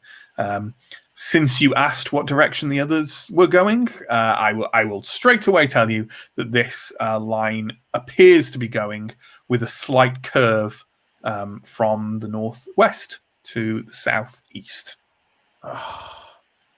That's my theory. Banjaks, lads. Well, at least Mahler means still I have to investigate this. Anything being done here, or just carrying on? You've been traveling for maybe an hour and 20 minutes now, so you'd say that you're probably starting to close in on that tower. I think just carrying on. Sure. You carry on forwards, and it takes you another 40 minutes or so to emerge from the mass of the forest into the approximate area of those headquarters. On the way, you did come across yet another streak of death through the forest. This one a bit wider than the others, about 100 paces wide, and that was, if you're still interested, running north-south. And as you emerge, you blink a little as the bright winter sun floods your vision for a second, and then you see in front of you a large, very old, ruined Symbaric tower, which seems to have had quite a bit of very recent wooden building work done on it. It's kind of open all along one side, but you can see that sort of wooden floors have been put in to replace the ones that have crumbled away. And along the frontage of it is a large, basically a large wooden door frame and door have been built over to provide prevent easy access to the interior. Around the whole enclosure is a palisade fence that's a little bit taller than the one around the outpost, maybe 8 or 9 feet or so, and looking a little bit more strong. But still, if any horrific large creatures come tumbling out of the forest, it's not likely to stand up too much to them. There's a similar but wider gatehouse, which is literally facing you as you emerge out from the forest. And you can also see that there's kind of another building inside that palisade that looks a bit more stable and has had a bit more work done on it than the other rough buildings you've seen so far. So to sum up, a tower which appears to have been partly repaired, a large palisade enclosure which it encloses the entrance to the tower but not the tower itself, if you see what I mean. So it kind of joins the tower walls to form defenses. It's got a gatehouse, and within the palisade there is also another new wooden thatch building that has been built up. So we emerged into this clearing. Is the clearing much bigger than the complex? No, not at all. It looks like a few trees around the edge of the forest have just been hacked away, but that's about it. Is the gate closed or open? The gate is closed. Is there any sign of life within? Is there any smoke? Is there any noise, shouting? Well, why don't we all take a vigilant roll? I'll tell you why we don't do that, because we're not very good at doing that. Oh, lads. Oh, friends. I got a 1. Hey. I make it as well. Same.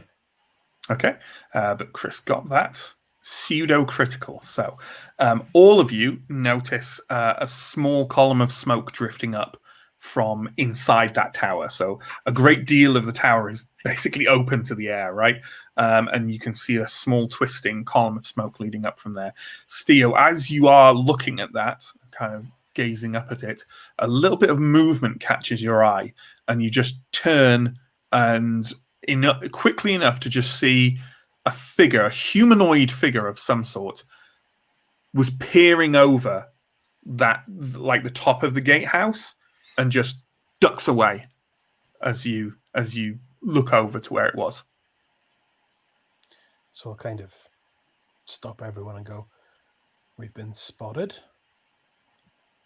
And I'm not sure we've been spotted by someone who is used to living in this quarter. Well, they're not expecting us. Maybe They had 2 weeks to build a circle and contact the Ordo Magica. If there's anyone in there, they're either mad or not the people who are supposed to be in there.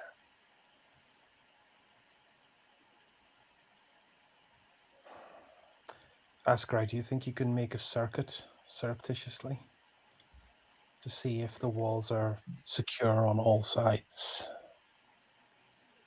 Yeah, so there now we've been spotted. They might see me, but I can certainly make my way around. You could probably duck into the forest and do it.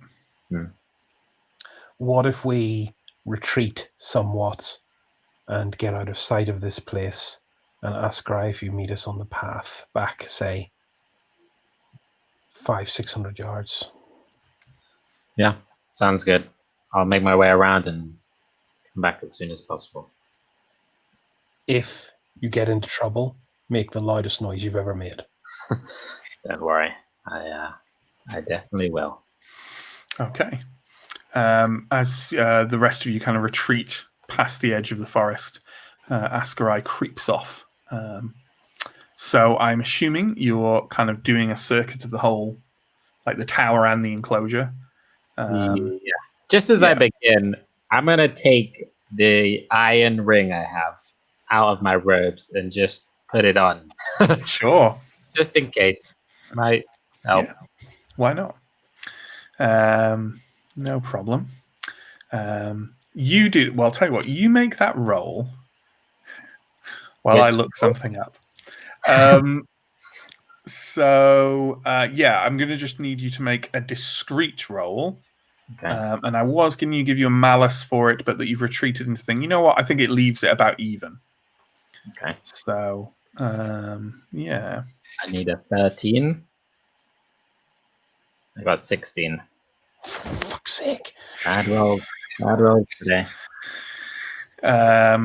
Sure. Okay. Yeah. You, as you're moving around, you definitely commit a couple of kind of stealth faux pas. You kind of knock a couple of branches and so on. So, if someone's carefully watching, you suspect they'll be aware that someone is circling the camp. As you move around, you can see kind of inside the side of the tower has a massive kind of gash in the side of it, a very old looking one of crumbled stone. And inside you can see that like two floors have been kind of half repaired. So they're almost kind of crescents or half circles cutting across the tower with rough wooden planking in place, but you can't see anyone there, but you can see a couple of boxes and things like that. But it looks like that very bottom floor, that is where the smoke is coming up from, but you can't see in there because the gash in the side of the tower doesn't reach low enough. Okay. But as you circle the whole thing, you don't see any kind of gaps or kind of holes or damage to the palisade. You don't really see anything else. Are there any other gates? Or is it just the one? There are no gates. They're just the one opposite where your group emerged from the forest. Antom and Steo, can you give me... I assume you're watching the place quite carefully. So can you give me vigilant rolls, please?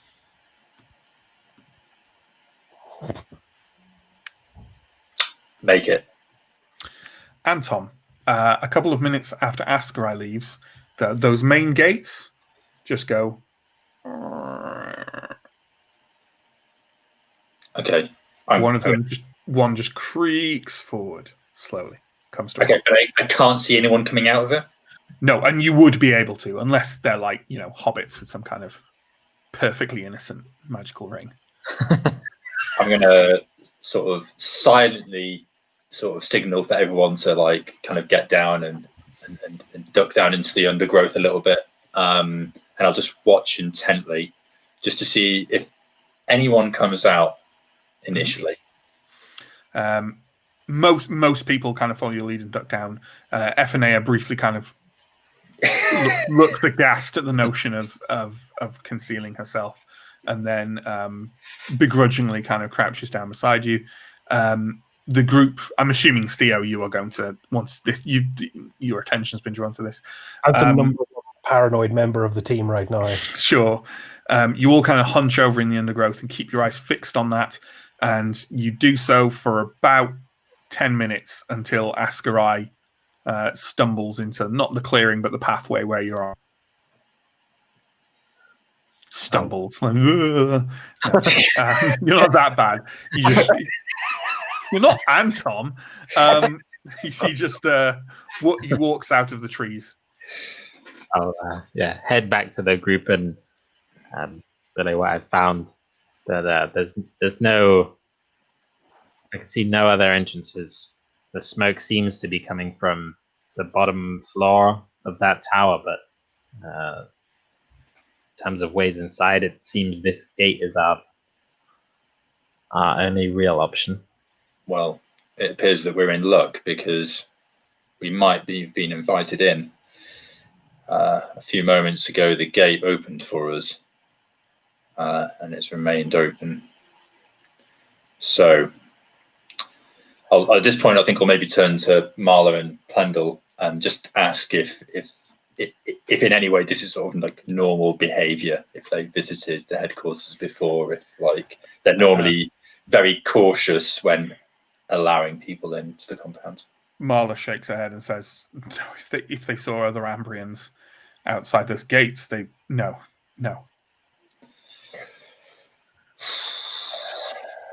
So what do we think? Are we going in?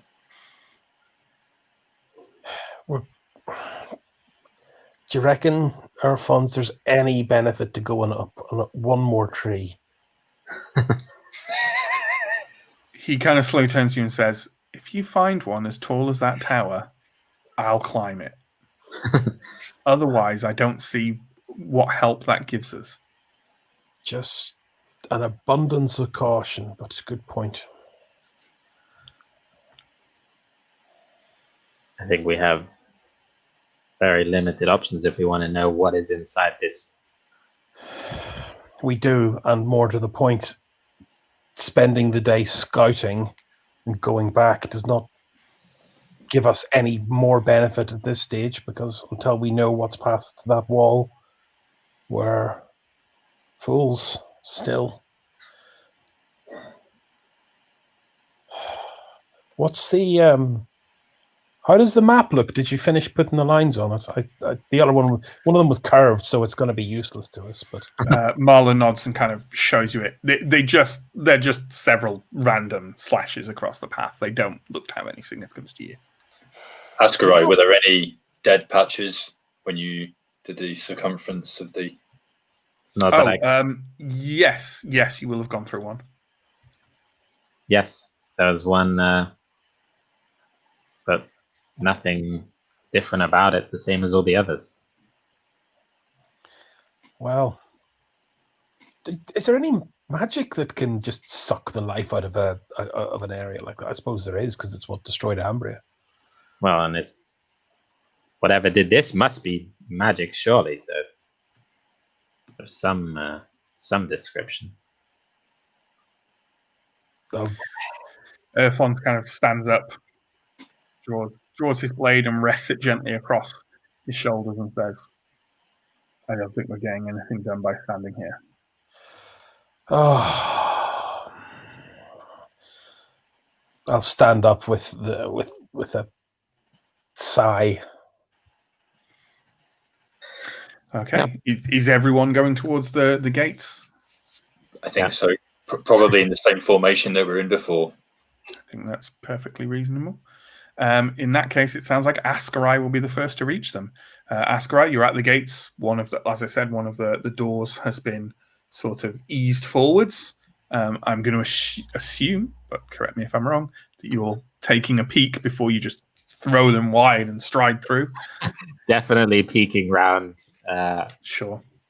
Okay, well, no need for a vigilant roll, really. You're just looking. The interior of the enclosure, a great deal of it appears to have been blasted clear of life. It's grey grass, a little bit of underbrush, and otherwise everything is more or less as I described it before. There's a tower in one corner of the enclosure with a rebuilt kind of wooden doorway on it. There's a large shed-like building over kind of to the left of the gatehouse. That's it. No sign of anybody waiting inside. Nope. I'll just look back at the group and say, looks clear as far as I can see. Well, you know what? I think it's reasonable to have a vigilant roll, see if there's anything else. Why don't you make a vigilant roll for me? Okay. I just didn't want to have you make a vigilant roll to look at all, because that's silly. I got a 15, which is just what I needed. Okay. Yeah. You do not notice anything noteworthy or alarming other than the situation that's in front of you. Disappointed. I'll wait for the group to get closer and then go in. Sure. The group as a whole kind of passes through the gateway. Everyone's kind of looking around very cautiously. Yeah. You're there stood in the enclosure. Over to your left, a shed. Over to your right, the tall tower in the corner of the enclosure. I'm going to make to open the door a bit more fully, so our way of escape is wide. You do that with no incident. Shed first. I mean, the other one had a nice set of scale mail. This one might have some plate in it. But if there's people here, they're in the tower. I think we should find whoever is here first before we go taking their chainmail. What about guarding the gate in case someone tries to close it behind us? I'm good at guarding things. F&A, I was going to volunteer F&A for it, being as Elle isn't here. But, no, that does make sense on an out of character perspective. F&A volunteers forcefully at Steo. Screw you, old man.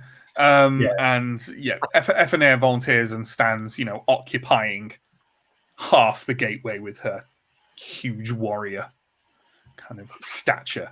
So I assume the rest of you are kind of proceeding forwards towards the doorway to the tower. Yep. Okay. Yeah. Asker, I'll be at the front, won't you? Yeah. Seems yeah. fun. Let's just see if something's about to happen. Let's see if something accidentally happens, because that's amusing to me. Can you roll your defense at +5, please, Asker? Defense at +5. I think that's like, I guess it's 18 that I'll need. Please. No such thing as a roll in this session. Surely. I got a 20. Brilliant. Oh my God. Fantastic. Can you roll armor, please? Every roll today has been like just bad enough to fail. Can you roll armor and tell me how much damage a bow generally does? I got 3. A bow deals 1d8. Because yours is d10, right? Because Yeah. So what was your armor again? Sorry, I rolled 3. So okay. So I'm going to standardize that for a non-player character. An arrow flies, a small, rough-looking arrow flies out from kind of a small kind of cut in the tower's stone beside the door. You definitely get the impression it was meant to miss you, but it kind of slashes through the side of one of your shins and leaves a painful score that just represents 1 toughness before it embeds itself in the ground. And in a language you're not terribly familiar with, a voice cries out from inside this doorway, kind of a odd kind of garbling, guttural language. That if I do an impression of it, it will sound silly. So I'll definitely do an impression of it. It's a kind of like odd. If I had to place this language, not knowing what he said, but what language could I have? Yeah, sure. I think that's a perfectly reasonable roll for you to make. But you know what? I'm going to give you a -1 on your cunning roll because you're probably also going, fuck, what? So yeah, roll by all means. Roll cunning at a -1. And I think you're the only one who could reasonably do that as well after the party. So okay, what was my cunning? I think it's 10. Yeah, so I need a 9. Watch me roll a 10. 20. I got a 3. Right. Okay. You'd swear blind that speaker is a goblin and they're speaking some form of goblin-esque language. And as you said, that Earthwands is kind of standing ready, has immediately like swung his blade round in a ready position. But as the voice calls out, anyone paying attention to him will hear him go, like cock his ear to try and catch what was being said. I will draw my bow and then kind of back up to Earthwands. Did you understand? I didn't catch the dialect. If these are goblins from deep in the forest, I suppose I might be able to make myself understood. I think you have a better chance than any of us. Unless He kind of glances round at Steo and Anton to see if there's any competing opinions.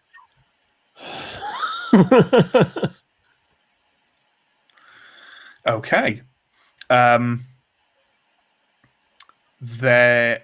he kind of very gingerly tips his blade onto his shoulder again, and you can see, anyone close to him can see, like, his two lower fingers are pressed firmly in case he needs to flick it into his grip.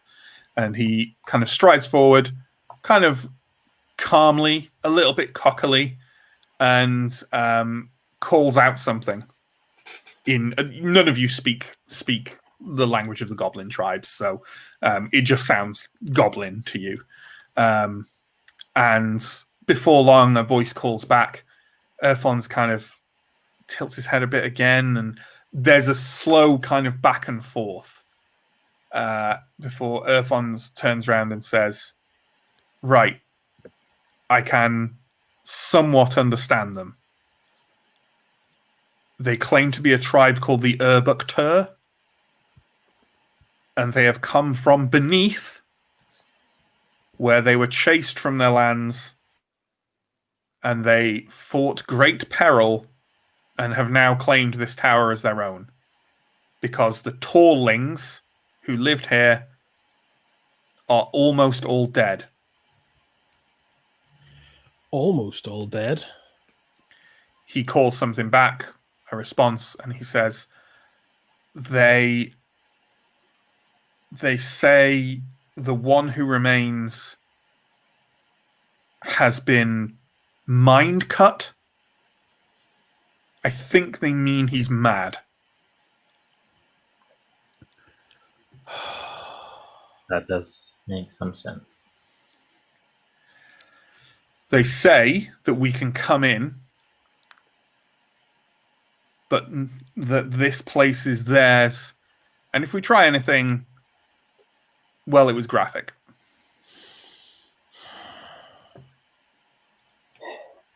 That's fine. We don't need to be here. We don't intend to stay. We'll learn more inside than hanging around outside. He kind of calls back, and a moment later, the large doors on the tower kind of creak open, and 4 goblins kind of slowly walk forwards. They've all got kind of like relatively, goblin-sized bows with arrows, and they have them kind of like aimed at you. You know what? Who's likely to be able to read this? I think I'm going to ask for these rolls from Ascarai and Anton, because I see you guys leaning towards this end of things a bit more. Can you both give me vigilant rolls at -1?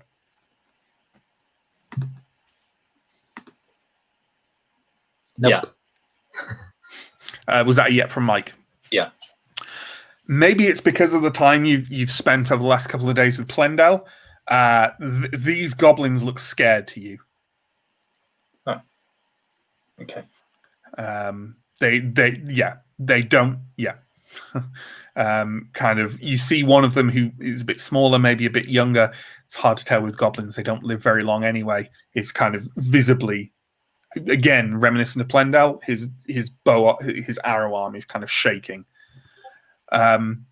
You're waved in, and you walk kind of into a large stone antechamber, and then through an opening into basically that central area of the tower. And you get the impression that at one point in the past it had separate rooms and divisions. Now it's more or less entirely open to the air. And there are kind of 4 stories above you before the sky opens up. Above you are those kind of half floors, 2 of those half floors that I mentioned when Ascarai looked, and the floor of this central chamber has also been far more rigorously boarded over, and it all looks, more or less brand new, kind of very springy new wood that's been cut to do this. It definitely doesn't look like goblin work. There are a scattering of goblins around the chamber. There are 2 openings, both of which are covered by curtains. Actually, sorry, my mistake, sorry, because one of the openings is to the antechamber that you just come through. So there's that chamber behind you, and over to the left, there's also what appears to be an opening to another chamber that is draped over with a kind of rough curtain that's hanging there. Ahead of you, on a small pile of rocks, there is an Ambrian chair placed on top of those, and on top of that is a somewhat portly-looking goblin who's sat there, kind of legs spread, with an axe resting across them, and kind of daubed with red and green face paint. None of the others are. It seems to mark this goblin out as perhaps the ruler of the tribe. Behind him is a female goblin who is wearing a lot of little trinkets and kind of bits of vegetation woven into her long, what kind of threaded through her ears, which are kind of almost hanging with the weight of those. And she seems to be wearing some kind of odd ceremonial robe. As a whole, though, I mean, these goblins, you're used to the goblins of Thistlehold and the Ambrian lands. You thought most of them were in a bad shape due to their kind of general treatment and lot in life. These goblins are another level of scrappy entirely. They clearly have not had a very good time recently. A couple of them along the sides are kind of nursing wounds. The one on the makeshift throne leans forward and says something in his odd dialect. Erfons nods and turns to you and says, "Well, his name is Gabba Bigpaw, and he says that you're welcome to his kingdom." I think we'll leave it there for the evening. Oof. With good old Gabba Bigpaw. Yeah. Thanks for attending our first Symbaroum stream of 2021, everyone. That was a lot of fun. And thank you to the players. Thank you to John, the stream manager, as always, for doing such a good job. Normally now what we do is, if anyone's got any questions or any comments, sling them in the chat and John will pop them up for us to talk about. Just before we do that, my usual sort of social media and link spiel. We have lots of social media. Mostly it's Telling Tales RP, but we have, Instagram and Twitter and Facebook and all that. The links are below. We also have a YouTube where all of our video on demand goes a couple of days after it's streamed. That is also linked below. Go there for the full backlog of Symbaroum and Vampire the Masquerade videos. There's also a video of a bit of a roundtable discussion we did over the festive season about online role-playing, the perils and not-so-perils. Take a look at that and let us know if it's something you'd like to see more of. Otherwise, I think that's all my spiel. Come join us next week, same time for Symbaroum. Come join us on Tuesdays for Vampire the Masquerade. And towards the end of the month, we may have even more for you. Ooh. I think you've already discussed it. I probably have, yeah. We're looking to start a third series by the end of the month. We're looking to do some one-offs maybe as well, but we'll see what happens. Yeah. Is there anything any of the players want to bring up? Outrageous compliments to me? Or... The dice were not with us this evening. They weren't with you this evening, were they? That was a rough session, wasn't it? It was rough. It was good role-playing wise, though, eh? It was... I thought we had some nice... I wonder. Well, we'll have to find out if the encounter is designed for us not to go barreling into the goblins and killing them all. But you certainly, it's entirely up to, I would say that the scenario is designed for you to do whatever you want with it. I really just whether you'll survive those things. What a timely comment from Steve. Congratulations on all surviving. I think it was fortunate that we weren't fighting some big bad this session and just had some cats. Well, like because they were just the cats, I thought, well, I didn't want to throw the numbers of Efenir and Erfons around too much. But but they just kind of diced one a turn anyway and got through it. So all they did was take down the number of entities in the encounter, which is fair because we're at lower people. But in fairness, like, although it's kind of memey to say that like we're not very good at combat when FNA isn't around, we were also rolling like pure trash this night. You were rolling badly, and for saying you're not good at it when Effie's around, once you stopped rolling trash, like Steo and Ascarai wiped theirs out in the same turn. Like I think it's we take the piss out of Anton a bit about the stuff, but ultimately Anton is not meant to be a combat character, and also where he is very useful in combat is very specifically when fighting against abominations and undead. So there's like fighting against beasts like this, he should be vulnerable. He should not be able to handle himself. That's the point of the character. The fact that the dice are so against Mike that he can't roll the other spells as well, and it's not. I'm not. It's just how it is. Mike's having rubbish luck with it. It's a bit weird today because like my vigilant rolls were absolutely on point. Like Oh yeah, you mean. And your Medicus rolls you can roll anything in combat. Your Medicus rolls were great tonight. Yeah, they were fine. It's not.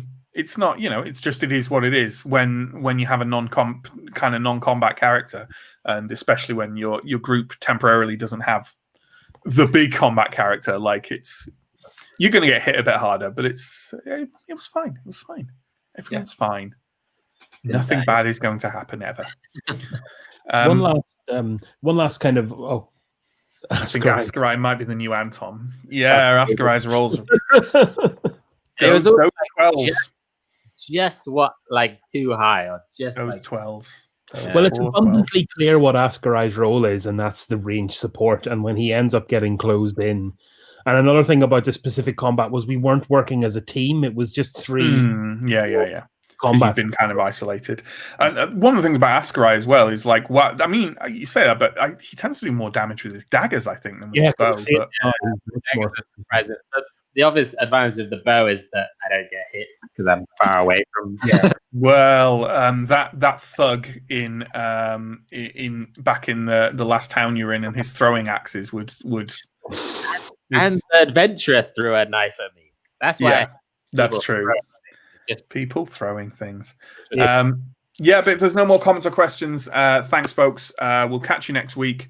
Follow us on all our stuff. Why not? Oh, we have a Patreon as well. Yeah, give us money. Yeah. Everyone's flush with money and great at the moment, right? Yeah. Why not pass it to us? Thanks, everyone. Sorry, Chris. Yeah, sorry, just to interject one last thing before we go. It is the end of the festive season, but it is also Nollaig na Bhán, which is a very specific Irish festival known as Women's Christmas in English. So happy Nollaig na Bhán, all the ladies out there, and I hope you're getting a full day off domestic labour. Well, obviously, the three of us did not know that as filthy Brits. So I echo what Chris said in a non-threatening, stood back from being colonial fashion. Thanks, everyone. We'll catch you next week. See you then. Take care. Be safe. Goodbye. Bye.